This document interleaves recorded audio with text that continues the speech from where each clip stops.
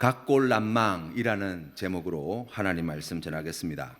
1517년 10월 31일 이날은 어찌 보면 세계의 역사의 큰 흐름이 뒤바뀐 날이라고 이야기할 수 있습니다. 우리가 너무나 잘 알고 있는 대로 독일의 마틴 루터가 그때 당시 면죄부를 판매하는 타락한 교회를 비판하면서 비텐베르크에 있는 교회 문 앞에 95개의 논제를 걸고 그러한 이 타락해가는 교회를 바로잡기 위하여 노력하였던 바로 그날입니다. 시작은 매우 미약하였습니다. 누구도 이후에 일어날 일을 예상하지 못했습니다. 어찌 보면 당사자인 마틴 루터가 그 이후에 일어난 모든 일들을 통하여 가장 크게 놀랐을 것입니다.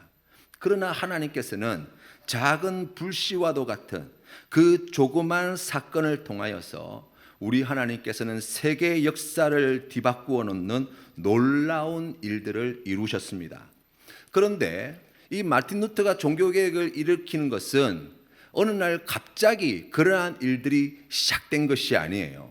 마틴 루터가 종교개혁을 하기 100년 전 동유럽의 체코에서 활동한 종교개혁가가 있는데 그 사람의 이름이 바로 얀 후스라는 사람입니다. 이 얀 후스는 어릴 때부터 사제가 되기를 간절히 소망했습니다. 가난한 농부의 자식으로 태어났지만 열심히 공부하여서 그가 간절히 바라는 대로 사제로 서품을 받고 하나님의 말씀을 힘있게 증가하였고 그때 당시 체코에 있는 많은 사람들에게 탁월한 설교자로 인정받았고 또 체코에 있는 대학의 총장으로 활동하면서 그 누구보다도 많은 명성을 얻은 사람이라고 이야기할 수 있습니다. 그런데 그때 당시에 타락한 교회는 면죄부를 판매하고 성직 매매하는 일들을 그냥 공공연하게 할 때예요. 프라하에 있는 청년들과 많은 백성들이 이와 같은 교회의 타락한 모습을 바라보며 참지 못하고 일어나서 이 교회의 이와 같은 잘못된 것을 바로잡기 위하여 항거하였습니다. 그런데 그때 교회는 이 프라하 지역에 있는 모든 교회에다가 말씀을 전하는 일과 성찬을 행하는 일을 완전히 금지시킵니다. 그럼에도 불구하고 얀 후스는 교회의 명령이 있음에도 불구하고 그 명령을 어기고 하나님의 말씀을 백성에게 전하기를 주저하지 않았고 그로 말미암아 이단으로 정죄받아서 화형을 당하여 순교하였다는 것입니다. 가난한 농부로 태어난 이 얀 후스가 어떻게 그렇게 그 거대한 교회의 권력에 타락한 교회의 권력에 맞서서 그렇게 끝까지 하나님께서 맡겨주신 귀한 사명을 순교하면서까지 감당하는 종이 되었는가? 그의 자서전의 내용을 살펴보면서 한 가지 단초를 발견할 수 있는데 바로 그의 어머니였습니다. 그의 어머니의 이름이 무엇인지 역사가 기록하지 않습니다. 알려지지 않았어요. 그런데 얀 후스가 그 어린 시절의 이야기를 해나갈 때 어린 시절 어느 날 어머님이 얀 후스의 손을 잡고 교장 선생님에게 집에서 구운 빵을 드리려고 학교로 찾아가는 길이었는데 그 학교까지 가는 길 도중에 무려 7번씩이나 가다가 그 자리에 멈추어서 무릎 꿇고 기도하고 또 가다가 멈추어서 무릎 꿇고 기도하더라는 거예요. 그 기도의 내용이 이렇게 알려져 있습니다. 자신의 아들이 겸손하게 하나님을 섬기며 찬양을 돌리고 하나님의 백성에게 유익을 가져다 주는 사람이 되게 해 주십시오 라는 기도였다는 거예요. 그 어머니의 기도대로 이 얀 후스는 나중에 커서 체코어로 된 찬송가를 보급하는데 앞장섰을 뿐만 아니라 목숨을 걸고 복음을 전하는 위대한 설교자로 사용되었고 또 부패한 교회의 권력에 온갖 회유와 협박에 타협하거나 굴복하지 않고 끝까지 믿음의 순수성, 그 신앙의 순결을 지키다가 순교하는 위대한 순교자가 되었습니다. 우리가 이 종교개혁 기념주의를 맞이하여서 우리의 귀한 믿음의 자녀들을 생각할 때 얀 후스의 어머니가 기도하였던 그 기도의 제목을 기억하십시다. 하나님, 우리 자녀들이 겸손하게 하나님을 섬기며 하나님께 찬양 드리고 하나님의 백성에게 유익을 가져다 주는 사람들이 되게 해 주십시오. 이 기도의 제목이 종교개혁주의를 맞이하는 우리 모든 성도님들의 간절한 기도의 제목이 되기를 주님의 이름으로 축원합니다. 오늘 성경 말씀 신명기 27장 말씀은 하나님께서 이제 가나안 땅에 이스라엘 백성들이 들어가게 될 때, 아직 들어가지 않았지만 들어가게 되면 그곳에서 새롭게 맺을 언약의 구체적인 방식과 내용을 담고 있는 말씀이다 라고 이야기할 수 있습니다. 이 27장 말씀은 27장에서 시작되어지는 것이 아니라 말씀의 내용을 살펴보면 그 앞에 26장 16절부터 시작되어지는 말씀임을 알 수 있습니다. 그 내용을 살펴보면 매우 내용은 단순합니다. 하나님의 말씀을 잘 지켜 행하라 고 명령하시고 하나님의 말씀대로 행하는 백성에게 하나님이 베풀어 주실 놀라운 은혜의 내용이 세 가지로 정리해서 기록되어 있는데, 그 첫 번째가 보배로운 백성으로 삼으신다는 것이고, 두 번째가 모든 민족 위에 뛰어나게 하시겠다고 말씀하시고, 구체적으로 세상 나라들로부터 칭찬과 명성과 영예를 얻는 백성이 되게 하시겠다 약속해 주셨고, 세 번째로 거룩한 백성이 되게 하시겠다고 약속해 주십니다. 우리가 이 말씀을 내용을 살펴보면 이 말씀 가운데 읽혀지는 하나님의 진심이 무엇일까요? 너희들이 내 말을 잘 지키면 내가 너희들에게 이런 복을 주겠다, 이런 은혜를 주겠다라는 것일까요?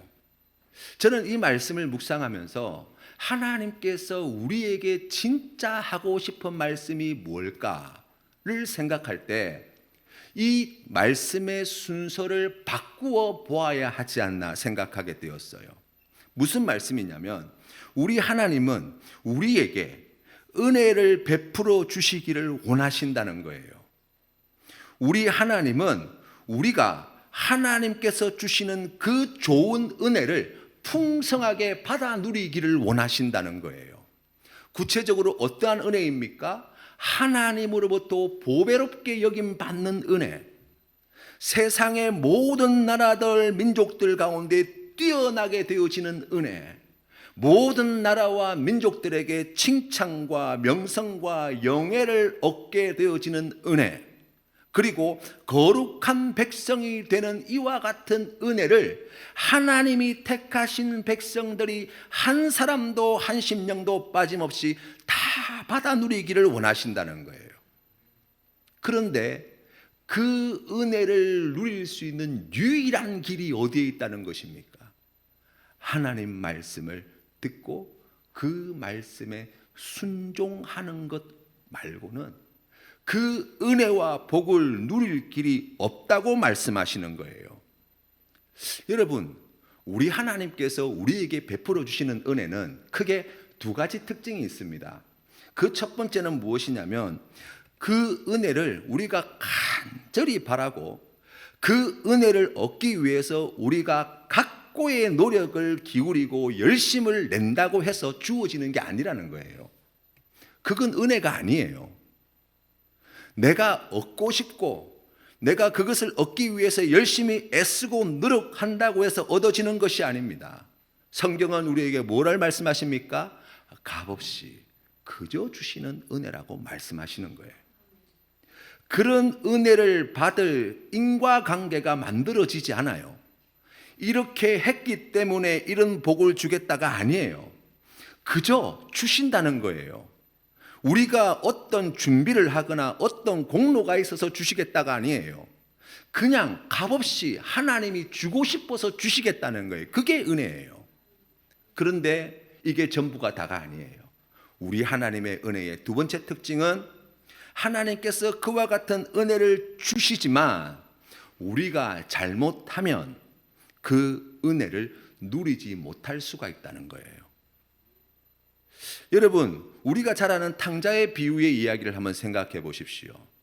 둘째 아들이 집을 떠나기 전 그는 아버지 품 안에 있을 때, 아버지의 집에 있을 때 좋은 집에서 좋은 음식을 먹고 좋은 옷을 입고 생활하는데 조금도 불편함이 없고 아버지의 기업을 물려받을 그러한 상속권까지도 가지고 있던 사람이에요. 그런데 아버지가 제공해주는 그 모든 것 가운데 자기가 열심히 노력하고 자기가 애써서 얻어낸 게 있습니까? 하나 없어요. 아버지가 그저 주신 거예요. 그렇죠. 그런데 아버지가 주신 그 모든 것은 언제 끝이 납니까? 아버지의 집을 떠나면서 끝이 나버려요. 아버지가 거두셨다는 거예요? 안 주시겠다는 거예요? 아니에요. 여전히 아버지의 집이 있고 거기에 모든 좋은 것들이 갖추어져 있어요. 그런데 아버지의 품을 떠나게 되어질 때 아버지가 준비해 주시고 제공해 주신 그 모든 은혜 그 어느 것도 누리지 못하게 되었다는 거예요. 다시 아버지의 은혜를 기억하고 아버지 품으로 돌아왔을 때 그 잃어버렸던 은혜, 그 누리지 못했던 은혜를 다시 회복하게 되었다는 거예요. 여러분, 우리 하나님이 우리에게 베풀어 주시는 은혜가 그와 같습니다. 그러면 우리가 이렇게 이야기할 수 있어요. 그럼 우리가 어떻게 해야 그 은혜를 버리지 않고 하나님이 우리에게 주시고자 하시는 그 풍성한 은혜를 살 수 있습니까? 하나님의 대답이 무엇입니까? 하나님의 말씀에 순종하며 살아가게 될 때 그 은혜를 풍성히 누리며 살아갈 수 있다고 약속해 주시는 거예요. 그러면 여러분, 우리가 하나님의 말씀에 잘 순종하고 싶은데 잘 안 될 때가 많잖아요. 그렇지 않습니까? 나는 좀 잘 믿고 싶고 열심히 하고 싶은데 잘 안 될 때가 많다고요. 그래서 그런 우리에게 오늘 신명기 27장 1절부터 10절까지는 그러한 우리의 갈증을 알고 하나님께서 어떻게 하면 하나님의 말씀에 잘 순종하여서 그와 같은 풍성한 복을 누릴 수 있게 되어지는지 구체적으로 이스라엘 백성들에게 가르쳐 주고 계세요. 오늘 성경 말씀 2절과 3절 말씀 우리 같이 한번 읽어보겠습니다. 시작. 너희가 요단을 건너 내 하나님 여호와께서 내게 주시는 땅에 들어가는 날에 큰 돌들을 세우고 석회를 바르라. 요단을 건넌 후에 이 율법의 모든 말씀을 그 위에 기록하라. 그리하면 내 하나님 여호와께서 내게 주시는 땅 곧 젖과 꿀이 흐르는 땅에 내가 들어가기를 내 조상들의 하나님 여호와께서 내게 말씀하신 대로 하리라. 아멘. 하나님이 무엇을 지시하셨습니까? 가나안 땅에 들어가거든 그곳에서 우리가 오늘 성경 말씀에 나와 있는 뒤의 말씀과 이어서 생각해 본다면 큰 돌들을 세우고 거기에 석회를 바르고 거기에 하나님의 말씀을 기록해 놓으라는 거예요. 왜 그러셨을까요? 누구라도 어디서든지 하나님의 말씀을 볼 수 있도록 하기 위해서요.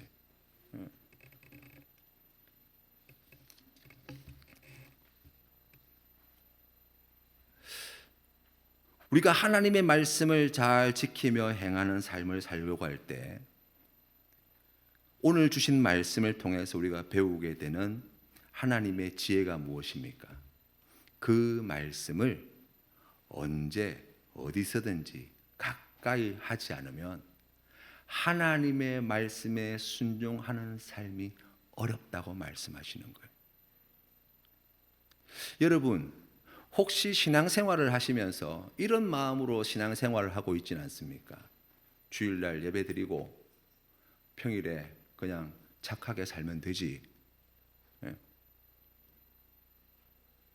그렇죠. 다른 사람 해코지하지 않고 나쁜 짓 안 하고 그렇게 착하게 살면 되지.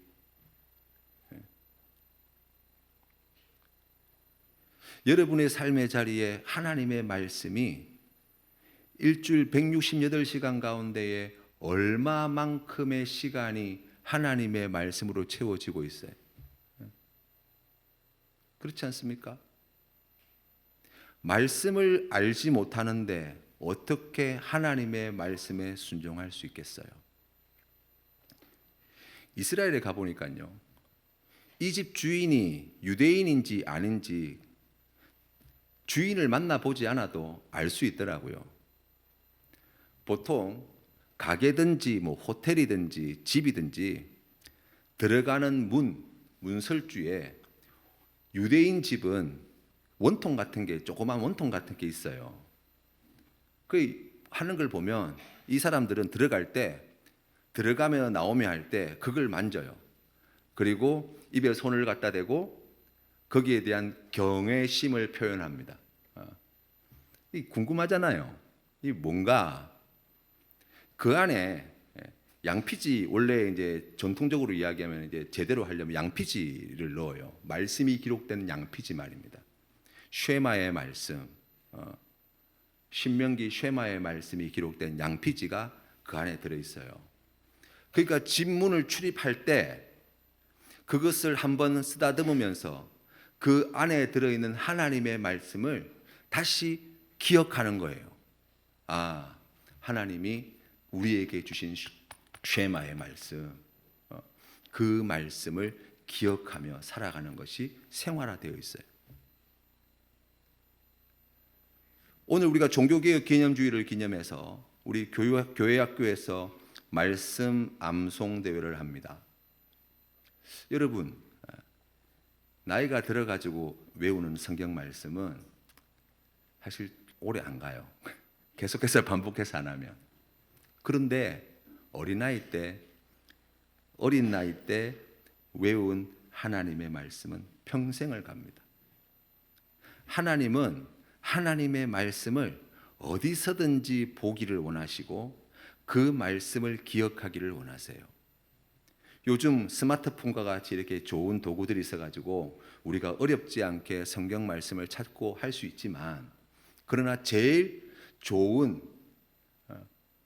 것은 뭐예요? 우리 마음에 새기는 거예요. 언제 어디서든지 어떤 상황에서도 우리가 그 말씀을 아무런 도구의 도움 없이도 기억할 수 있도록 하는 것 말입니다. 요즘은 아이들이 중학생만 돼도요, 부모님의 손을 떠났다고 봐야 돼요. 말 안 듣습니다. 우리가 할 수 있는 게 점점 줄어들고 있어요. 어떡하시겠어요? 그 아이들이 겪게 될 참으로 다양한 삶의 자리에서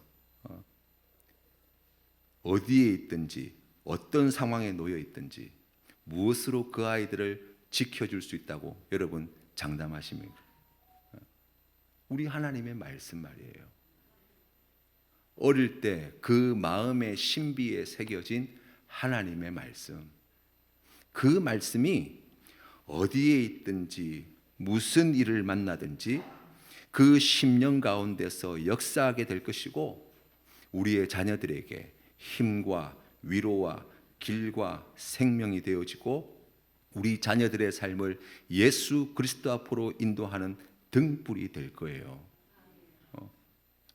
올해 이제 처음 말씀 암송 대회를 시작합니다. 시작은 미약할 수 있어요. 그러나 저는 낙심하지 않습니다.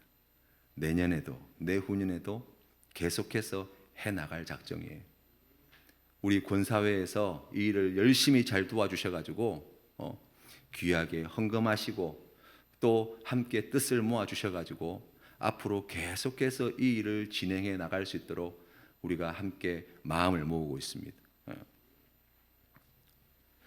그 좋은 걸 우리 자녀들만 하면 되겠습니까? 내년에 우리 성도님들도 재미있게 말씀을 암송할 수 있도록 준비하고 있습니다. 조금 유치하다 생각할 수 있어요. 그런데 우리가 정말 귀하게 봐야 될 것이 무엇입니까? 하나님의 말씀을 내 마음 신비에 새긴다라는 거예요. 그래서 우리 성도님들이 그와 같은 마음으로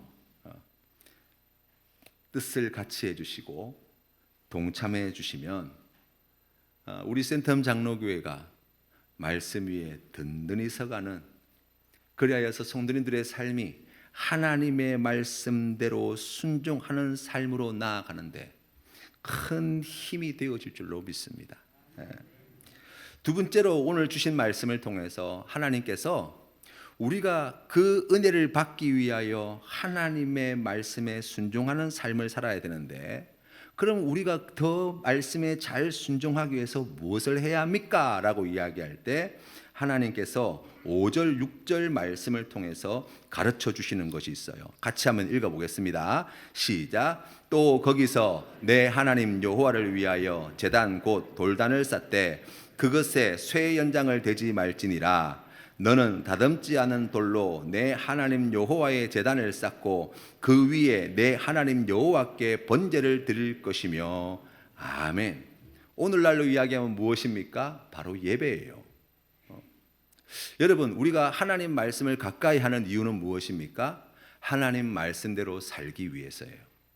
우리가 하나님 앞에 나와 예배 드리는 이 시간이 우리의 신앙의 삶에 참으로 중요하고 가치 있는 이유가 무엇입니까?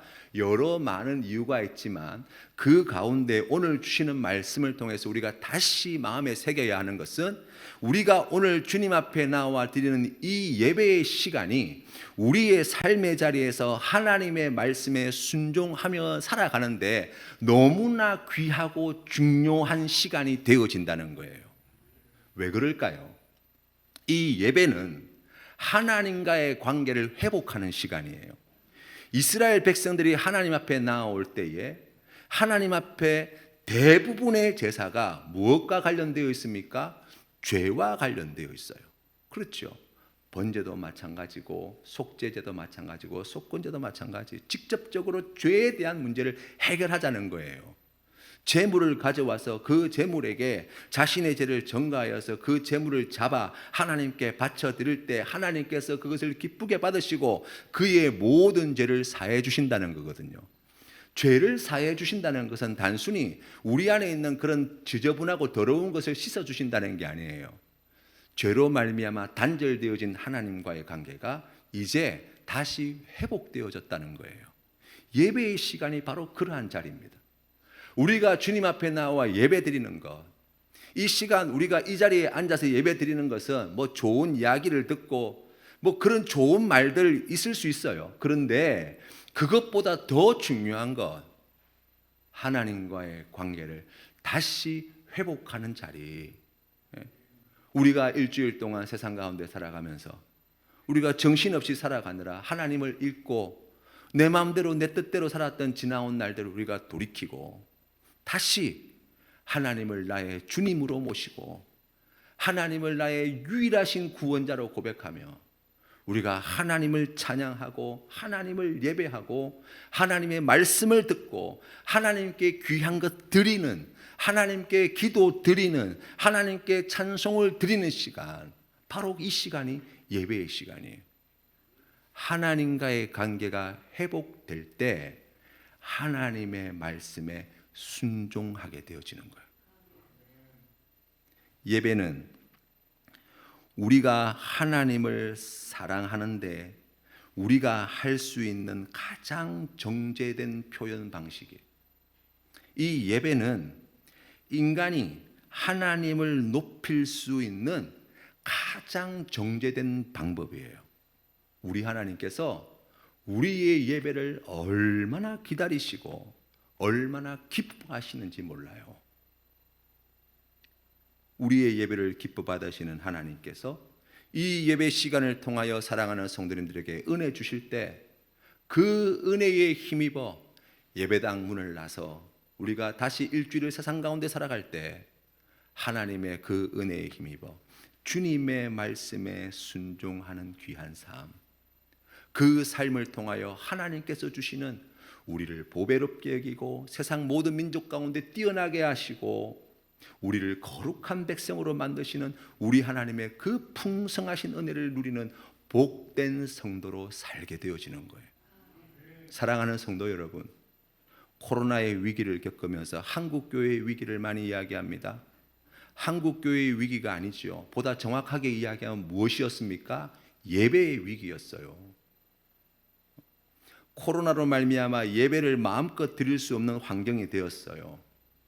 대부분의 교회가 코로나가 끝나고 난 뒤에 코로나 이전으로 회복하지 못하고 있어요. 왜 그렇습니까? 예배를 드리지를 못했거든요.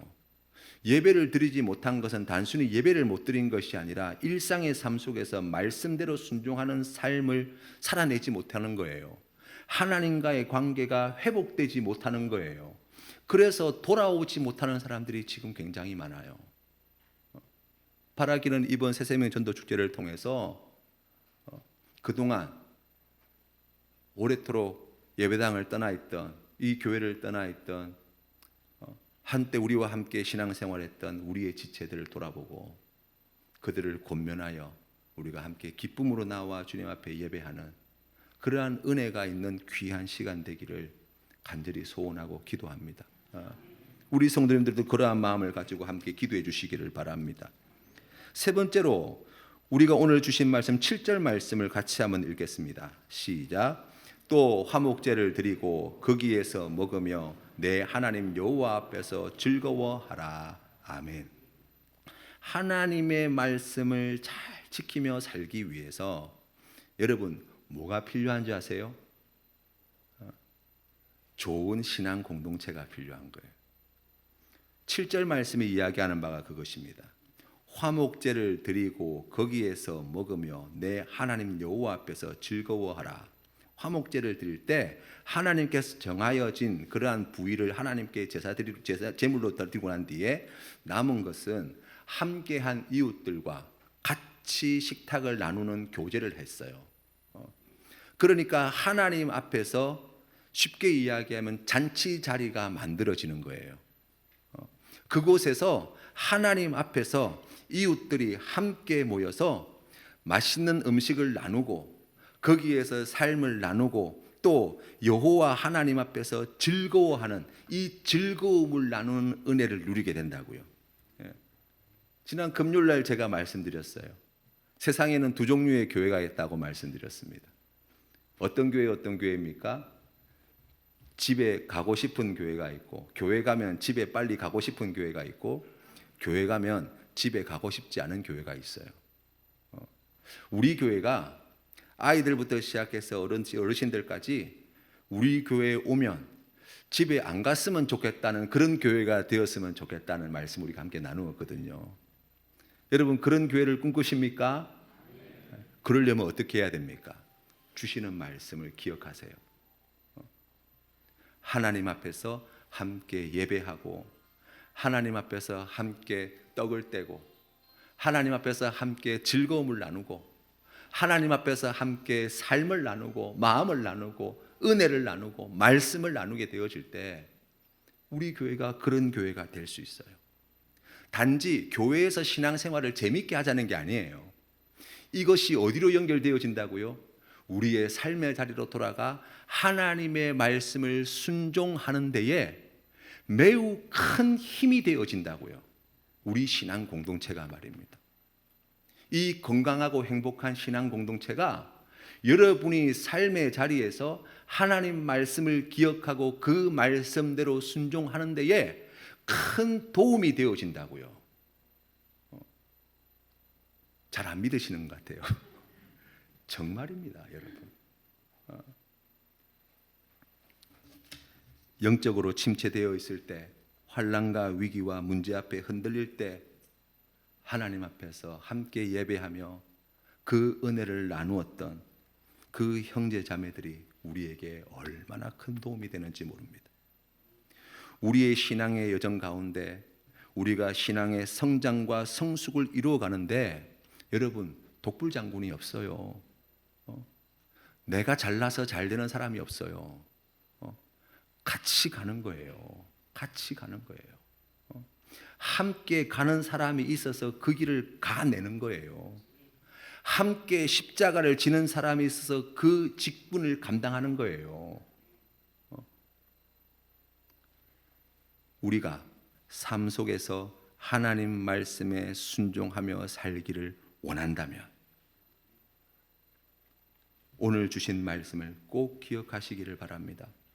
화목제를 드리고 거기에서 함께 먹으며 내 하나님 여호와 앞에서 함께 즐거워하는 공동체, 그와 같은 귀한 성도가 되는 것, 바로 거기에 비결이 있다고 말씀하시는 거예요. 각골난망이라는 뜻은 은혜를 뼈에 새겨 잊어버리지 않겠다는 뜻입니다. 우리가 오늘 주시는 말씀을 통해서 하나님이 우리에게 주시는 은혜가 무엇인지 여러분 잊지 마시기를 바랍니다. 우리를 보배롭게 여기시겠다 약속하시고, 우리를 세상 모든 나라와 민족 가운데 뛰어나게 하시겠다 약속하시고, 모든 나라와 민족들로부터 칭찬과 명성을 얻게 하시겠다 약속하시고, 우리를 거룩한 하나님의 백성으로 만드시겠다 약속하신 그 은혜를 여러분의 뼈에 새기시고, 그 귀한 은혜를 향하여 앞으로 나아가시는 우리 모든 성도님들 다 되시기를 주님의 이름으로 축원합니다.